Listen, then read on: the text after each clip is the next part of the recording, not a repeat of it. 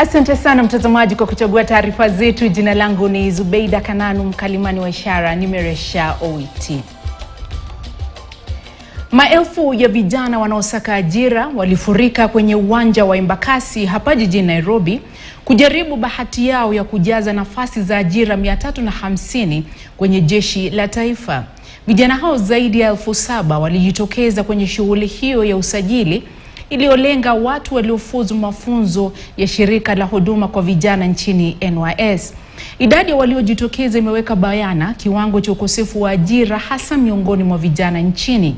Dalmas Sakali anaarifu.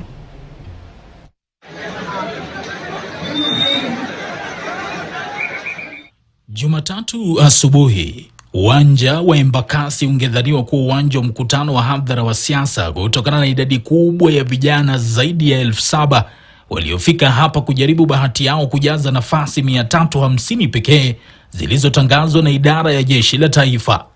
Video iliyosambazwa kwenye mtandao wa jamii ilionyesha umati mkubwa wa watu uliofurika kiasi cha kusababisha msongamano kwenye barabara ya pembeni ya mashariki maarufu Eastern Bypass.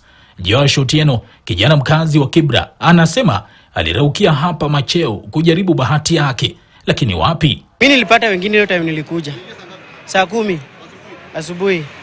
Bila tumeingia ndani, tumepita hizo stages zote, nimeenda stages zenye walisema, document zenye walisema niko nazo, but kufika medication wakaniambia niko na max siwezi enda. Hadi ilikuwa hiyo kwa Ndiri Hillary na Faith Chebet. Umejua saa hii tunaweza sema sisi kama NYS serikali iko na deni yetu because tumeenda toka wasavu. So saa hii this is the opportunity yenye wanafaa wachukue sisi kama NYS watuandike kwa kazi. Mimi kila kitu, mimi hata nikijiangalia height iko sawa, mwili mimi nikikimbia hii mwili itapunguka. Usiniangalie hivi. Document iko sawa. Sasa saa hii hapa unataka mtukue aje watu wa NYS? Safari ya kilomita zaidi ya 500 haingemzuia Zainabu Nur kujaribu bahati yake, akilazimika kuondoka nyumbani kwao Mombasa hadi jiji la Nairobi, lakini mambo yalikuwa yayo hayo, yalimwendea sege mnege. Tumelala hapa, so tulitolewa juu ya documents. Unaenda hapo unaambiwa nini, ID yako ifanani na nini, kama jina moja imeachwa, kama unaitwa tuseme Fatuma na Hen tuseme Nur, unaambiwa hiyo si jina yako, ukuja na nini, David. Tukikuja tulikuwa tumeambiwa min grade ya D+, lakini wakati tulifika hapa tukaambiwa wanataka grade ya D+. Kuna huyu naye ambaye anasema ameshiriki uteuzi wa makurutu wa kujiunga na jeshi na polisi kwa miaka 9 sasa. Ana mwaka mmoja tu kujaribu tena, japo tayari anaonekana kukata tamaa. Mwisho ni 30 years. Sasa niko na 29. Sasa nikisikia nikikuja hawataniruhusu. Sasa kama wangeconsider ningepatika hii. Sasa hao wenye bado wako na miaka, unaweza pata hata wenye wamechukuliwa labda wako na miaka 8 bado ya kujaribu. Jamaa mwingine ameambiwa anakaa mwenda wazimu. Shughuli hiyo ni fair. Kwenye tangazo la KDF wiki jana, waliolenga kusajiliwa kwenye shughuli hii walihitajika kuwa na cheti cha kuhitimisha mafunzo kwenye shirika la NYS na vilevile kuwa angalau walihitimu grade ya D kwenye mtihani wa kitaifa wa kidato cha 4 KCSE. Idadi kubwa hii ya waliojitokeza inaweka bayana tatizo la ukosefu wa ajira nchini, hasa miongoni mwa vijana, ambapo kulingana na taasisi ya kitaifa ya takwimu KNBS, viwango vya ukosefu wa ajira nchini vilifikia 4.9 kwenye robo ya mwisho mwaka uliopita, na viwango hivyo vitapanda zaidi wakati kampuni mbalimbali zinalenga kupunguza wafanyakazi kutokana na ushuru wa juu unaotozwa na serikali. Sakali Dalmos, KTN News. Lini zitatimizwa ahadi zinazotolewa na wanasiasa hasa kuhusu vijana nyakati za uchaguzi? Justified Accord is a multinational exercise that have a number of countries, but for the purpose of these few training exercises, we are only having 4 countries participating. That is Kenya Defense Forces. We have troops from Djibouti, troops from Uganda, Rwanda, and United States Army. So you want to get that identification? The overall goal is to prepare multinational partners in response to regional security facing Africa, and as a side effect also share tactical knowledge, medical capability, and just form this one umbrella of how we would respond to crisis, enhance regional security, share medical knowledge in how to treat our warriors, and return them to the battlefield as we go on with the engagements. The Justified Accord is a 10-day field training exercise, and this is just one phase of the Justified Accord exercise. It's a multinational, and we have other exercises in Nairobi and also in other countries like Uganda. So here purposely we are concerned with the phase of field training exercise. We are having various multinationals conducting under various scenarios, and therefore, like today, we are having Medicamp, urban operations, counter-IED skills, just to ensure that our troops are operational ready. Aside from interoperability, the other key aspect of it is crisis response when it comes to humanitarian crisis. And a good example is Turkey, with the earthquake that just happened. There's a joint multinational effort to help save lives and restore the country back to where it was. And this gives a good example to, in case such a thing happens in Africa, the US is a reliable partner in these types of operations, and Kenya can rely on the US as a partner.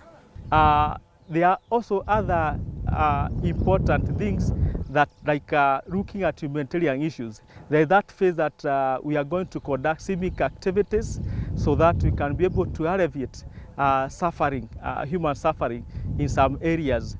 So we'll be conducting medical camp within this exercise, and we are planning to do some need assessment so that we'll be able to deliver. Regional security is definitely topmost.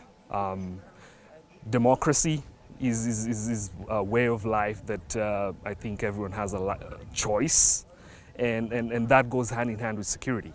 So I think from an interoperability perspective, regional security is a top line of effort for the US, and making sure that our partner nations are safe to conduct their day-to-day activities. If we look at Kenya as a whole, and I'll bring it home, Kenya faces threat to the Al-Shabaab, and Kenya has current operations in Somalia. And bringing it back to interoperability, how can we enhance response to such a threat? Because Al-Shabaab poses a global threat to the world. And this is something that we need a unified approach from both African partners, European partners, and America, in order to ensure we have a safe continent for the locals and also the globe. Tazamaji, karibu kwa taarifa zetu, dakika kama 20 hivi za taarifa zetu, kisha tuingie kwenye mapumziko mazungumzo yale ya kigoda chako siku ya leo. Maafisa kadhaa wa kikosi cha jeshi nchini KDF wameuliwa na wengine wamejeruhiwa vibaya baada kufuatia shambulizi la kigaidi huko Lamu. Inasemekana maafisa hao walikuwa wakishika doria wakati ambapo gari walimokuwa wakisafiria lilikanyaga kilipuzi na kulipuka. Kevin Mutai kutoka pwani ya Kenya na maelezo zaidi. Kwa mujibu wa taarifa rasmi iliyotolewa na idara ya jeshi nchini, kuna baadhi ya maafisa waliokumbana na shambulizi la kigaidi kwenye barabara ya Milimani Baure. Ingawaje taarifa hiyo haikutoa ripoti kamili kuhusu idadi ya waathiriwa, inadaiwa kuna wanajeshi ambao wanahofiwa waliangamia. Inasemekana kwamba gari lao lilipuka baada ya kukanyaga bomu aina ya IED iliyotegwa njiani na wahalifu wanaoaminika kuwa wanamgambo wa kundi haramu la Al-Shabaab. Kitengo cha mawasiliano cha jeshi kupitia taarifa yake kiliongeza kuwa majeruhi walisafirishwa kwa njia ya ndege hadi kituo cha matibabu kilichoko ndani ya kambi ya Manda katika kaunti ya Lamu. Maafisa hao walikuwa wanashika doria kabla ya kushambuliwa na magaidi hao ambao hadi sasa wanaendelea kuandamwa.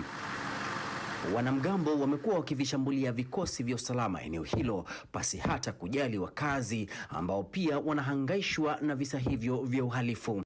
Kila mara inasemekana kuwa baada ya kutekeleza mashambulizi, kundi hilo la wahalifu ambao wamejihami kwa silaha mbalimbali hutorokea msituni Boni, ambao operesheni kali wa amani Boni imekuwa ikiendelea.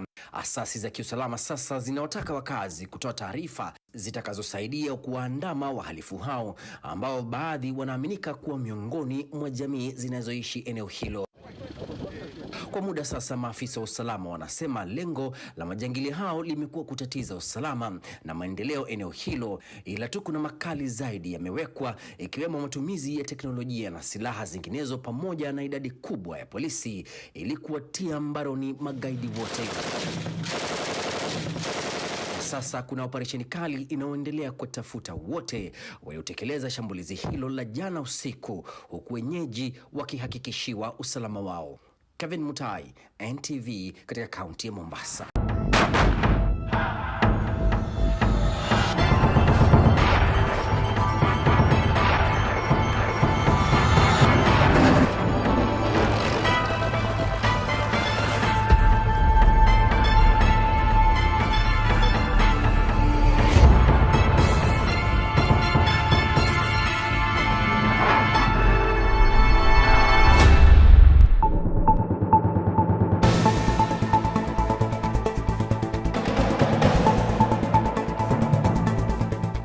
A very warm welcome to our end of week news bulletin. My name is Sergeant Patience Asambu. The KDF Weekly Bulletin is a show to keep you updated on events undertaken by the Ministry of Defense over the week. In today's bulletin, leveraging partnerships to enhance KDF families, enhancing defense diplomacy, securing the Boni Enclave, the East African Community Armed Forces Command Post exercise underway in Rwanda.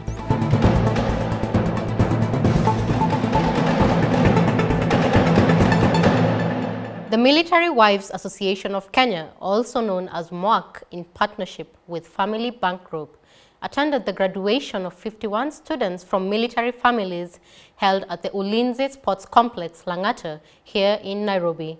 The graduates, who are recipients of a Family Bank sponsorship and training, were awarded with certificates and toolkits after 3 months of training.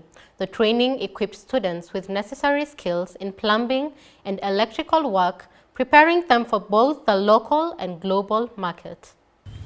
Two things that will make you excel. One is commitment to what you are doing. Everybody will succeed when they are committed. The four presenters who presented showed a very high level of commitment. Secondly is integrity. When you tell somebody you are going to go and repair their equipment at 4 o'clock, unasikia? Saa 10. 5 minutes to saa 10 uwe kwa milango. Okay? If you need more time, tell them I need more time. In his remarks, General Francis Ogola, Chief of the Defense Forces, applauded the MWAC leadership for coming up with the worthy initiative and promised his unwavering support to the association. He asked the graduates to observe commitment and high level of integrity as they put into practice the skills they had acquired. He also appreciated the MWAC efforts in improving the welfare of all KDF families. During the graduation ceremony, Dr. Wilfred Kiboro, Family Bank chairperson, assured MWAC of enduring collaboration. So I just want to say that on behalf of Family Bank, we are very supportive of Family Group Foundation because of all the things they are doing, because they are really making a real difference. He emphasized on the role its members play in supporting their husbands so they can serve the country better, knowing that their families are well taken care of. In defense diplomacy this week, Honorable Aden Duale, the Cabinet Secretary for Defense, separately hosted a delegation from the Indian Navy and the Egyptian ambassador to Kenya.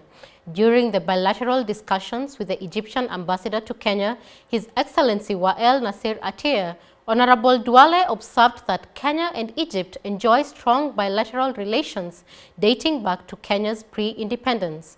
while engaging the Indian delegation led by the Deputy Chief of Naval Staff, Vice Admiral Sanjay Mahindra, and the Indian High Commissioner to Kenya, Her Excellency Ms. Namgya Kampa, Honorable Douala indicated that a partnership in shipbuilding between Kenya Shipyards Limited and Goa Shipyard Limited from India is a framework for cooperation to harness the blue economy. Take a look. Have you ever visited Egypt? Yes.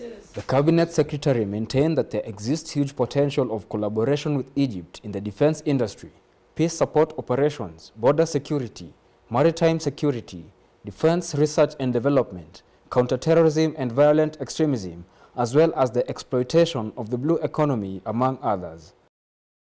In his meeting with the Indian Navy delegation, the CS observed that there are possible opportunities of collaboration in the space sector between the Kenya Space Agency and the India Space Research Organization. He reiterated that Kenya recognizes that India was helpful in setting up of the Defense Forces food processing factory at Gilgil in Nakuru County. The factory has been producing dehydrated vegetables that have a longer shelf life. General Francis Ogolla, the Chief of Defense Forces, today visited Mariakani Garrison and the Kenyan Navy base Mutongwe in Mombasa. The visits by the CDF are essential in maintaining a strong military morale and fostering a sense of unity and purpose among the personnel. At the Kenyan Navy base, the CDF inspected a guard of honor mounted by the Kenyan Navy troops and thereafter laid a wreath of flowers at the monument of the fallen soldiers. During the visit, the CDF paid a courtesy call to Major General Jimson Mutai, Commander Kenyan Navy, and was appraised on the operations and capabilities of the Kenyan Navy in ensuring security in our maritime borders and the strategic priorities in the fight against terrorism. The Deputy Army Commander, Major General David Tarus, earlier this week visited Kenya Defense Forces Quick Reaction Force and Kenya Signals Company. The troops have entered the homestretch phase of their pre-deployment training and will soon deploy under the United Nations Organization Stabilization Mission in the Democratic Republic of Congo, also known as MONUSCO. The Quick Reaction Force and Kenya Signals Company will be the third and second contingents to deploy to DRC and MONUSCO respectively. Here's more on the story. In his opening address, Major General Tarus commended the troops for their dedication and commitment in undertaking the rigorous pre-deployment training that is geared towards preparing them for the mission. The Deputy Army Commander further urged the soldiers to be good ambassadors of Kenya by hoisting the Kenyan flag high through upholding professionalism, discipline, high sense of integrity, and adhering to the United Nations Code of Conduct. So as you prepare to go to DR Congo, mjue mtakuwa ambassadors yetu. Anything you do pale ni Kenya wamefanya. Sio ati fulani ati by name, no. It is the flag of our country. During the visit, the troops demonstrated impeccable skills in conducting various drills like ambushes and crowd control, among others. Moving on across the region, where the Kenya Defense Forces contingent joined their counterparts from other East African countries in the community's Armed Forces Command Post exercise in Rwanda. The 12-day joint exercise, dubbed Ushirikiano Imara 2023, is in accordance with the Protocol on Cooperation in Defense Affairs and pursuant to the East African Community Defense Sector calendar of activities for the period June to December 2022. It aims at enhancing the partner states' armed forces, police, civilian components, and other stakeholders' readiness and interoperability in responding to complex and multi-dimensional security challenges. Exercise Ushirikiano Imara 2023 is being held at the Rwandan Defense Forces Command and Staff College in Musanze, Rwanda. In his address to the participants, East African Community Secretary General, Honorable Dr. Peter Mathuki, through Major General Ali Katimbe, emphasized the need to foster cooperation among the East African Community member states through the military exercise. He further assured them of East African Community's continued commitment to consistently raise the training standards of the exercises. He further said it will contribute to the overall capacity and performance of the regional defense forces in adapting to the ever-changing technological advances and tackling the dynamic security challenges. Mr. Patrick Marero, the Principal Secretary for Defense, presided over the opening ceremony of a workshop for civilian medical consultants and medical officers working at various hospitals in the Ministry of Defense. The workshop that was held at the International Peace Support Training Center in Karen focused on putting critical aspects of the ministry's work culture into perspective and strengthening the knowledge of the ministry and that of the defense forces. The doctors are part of the first cohort of civilian personnel employed by the Ministry of Defense in 2021 to expand and complement the ministry's medical staff, whose majority have been military personnel. Here's more on the story. In his remarks, the PS acknowledged the synergy that the doctors had provided to assist the ministry present a professional and highly skilled workforce. In his address to the medics, Major General Dr. George Nganga, Director of Medical Services, encouraged them to give their best in the provision of medical services to the Kenya Defence Forces personnel and their families. He thanked the Ministry of Defence for coordinating the Public Service Commission to deploy civilian medics to augment KDF medical personnel. Speaking on the occasion, Dr. Lillian Zabi, the Director of Human Resource Management and Development, urged the medics to serve with dedication and passion in the areas of deployment. Brigadier David Chesire, the 8th Brigade Commander, accompanied by Brigadier Mboya Mwenga, Artillery Brigade Commander, and Colonel Joel Tanui, Commander Operation Amani Boni, visited troops deployed under the operation in Lamu County. The visit by the commanders served to inspire and motivate the troops while acknowledging their pivotal role in ensuring the safety and security of the region. During the visit, the commanders engaged troops in Witu, Nkunumbi, and the General Service Unit in Pandanguo. Take a look.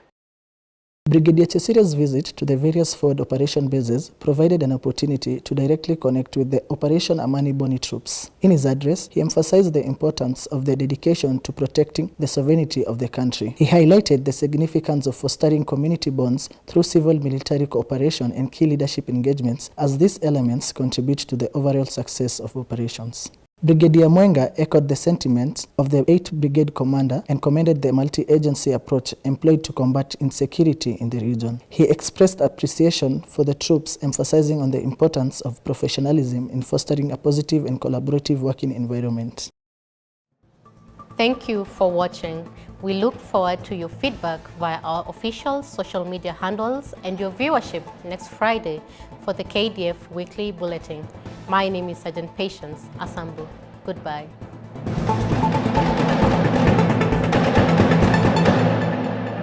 We started very well, and now we actually have earned the first group. We started by, of course, bringing everyone inside, reading to them the regulations, reminding them of the advertisement that was actually released on the print and electronic media.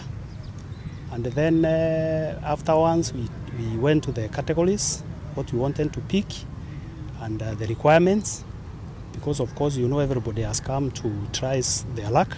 The turnout is very high, maybe mainly because this is Marindi town, and maybe you can see for yourselves, we have large numbers who have come for the recruitment, because the recruitment is voluntary.